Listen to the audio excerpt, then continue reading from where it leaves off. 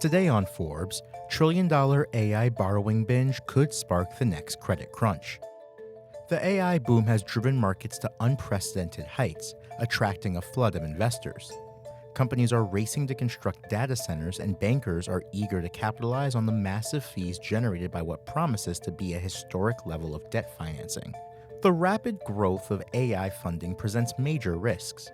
OpenAI CFO Sarah Frier suggested government debt guarantees might be necessary for the build-out, transferring risk from companies and investors to the public. Frier's suggestion of a potential bailout was later reframed as a, quote, partnership. But this slip exposed the finance industry's fear that while the bond market may have the sheer capacity to fund AI, it may not have the risk tolerance for such a large, concentrated bet. The scale is immense. Analysts at JP Morgan estimate that AI-linked investment-grade bond insurance alone could reach $1.5 trillion by 2030. U.S. companies have already issued over $200 billion in AI-related bonds this year. Amazon was the latest to enter the fray, announcing a $15 billion sale on November 17th. Alphabet issued $25 billion earlier in November, with maturities stretching as long as 50 years. Meta raised $30 billion in October, while Oracle sold $18 billion the month before that. Despite having massive cash reserves, pristine balance sheets, and investment-grade ratings, these tech giants don't necessarily need the loans. That explains why Frier's comment struck a nerve. If investor interest in AI-linked bonds drops, so-called AI growth insurers might raise borrowing costs for everyone by offering higher rates or better covenants.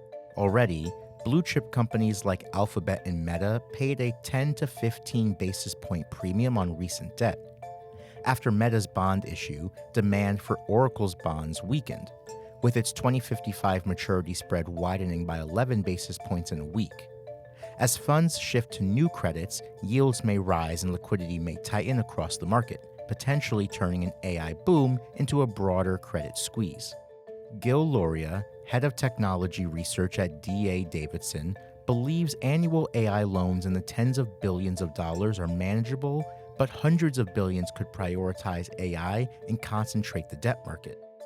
S&P Global Ratings directors, including David Sui and Naveen Sarma, warn that diversification in corporate bonds breaks down when many issuers rely on the same AI business model. A slowdown in AI computing demand could cause a shock across technology, media, and telecom, merging separate risks into one large exposure. Credit markets have seen waves like this before. Todd Zakor, global head of fixed income research at Columbia Threadneedle Investments, compares the potential $5.7 trillion AI infrastructure spending surge to the $600 billion shale boom. While the AI buildout is vastly larger, both represent massive capital flows into a single theme, which strains credit markets. Zakor warns that a massive influx of AI funding raised through public debt could strain bond investors by breaching their exposure limits to single issuers or sectors. This could increase spreads across TMT and related sectors, potentially blocking new companies from the debt market. Bond market indices and fund mandates limit concentration from single issuers. Investment-grade benchmarks often cap single issuers at 3 to 4%. Large corporate bond ETFs like BlackRock's iShares inherit these caps around 3%. Broader investors, such as pensions, may limit a single industry to around 25%. These limits slow down surges of new debt. While limits haven't been hit yet, they force investors to sell old holdings or pass on new issues once reached. According to Brij Khurana, a Wellington Management portfolio manager, the private credit's role in funding the AI build-out is diminishing due to lender caution and diversification limits, potentially absorbing only $200 to $300 billion, far short of needs. This shifts the burden to public bond markets. The manager notes that portfolio structures mask the correlated risk of massive wagers on AI computing and infrastructure, as concentration rules target issuers, not themes. He also warns that big tech's AI borrowing binge is keeping spreads wide. If high-quality AI issuers pay even more, it would reprice the entire corporate bond market, causing investors to dump lower quality credit like AT&T, Comcast, and Verizon's massive bond debt. This concentration is costly for corporate borrowers and presents systemic risks for bond investors.